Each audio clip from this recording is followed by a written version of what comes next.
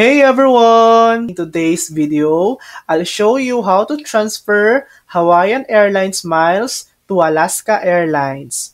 First, go to the Hawaiian Airlines website and log into your account. Click the search icon and type Transfer Hawaii Miles to Alaska Airlines. Hit search and look for a result that says something like Redeem Hawaiian Airlines Miles.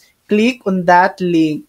You'll be taken to a page with an option to transfer miles to the Alaska Mileage Plan.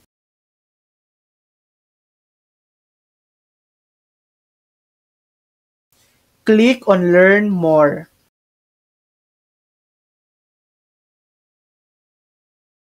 Before continuing, make sure you've already signed up for an Alaska Airlines Mileage Plan account. You'll need this to receive the transferred miles. Click Hawaiian Miles. And that's it. That's how to transfer Hawaiian Airlines miles to Alaska Airlines. Thanks for watching. If this video helped you, please like and subscribe for more helpful tutorials.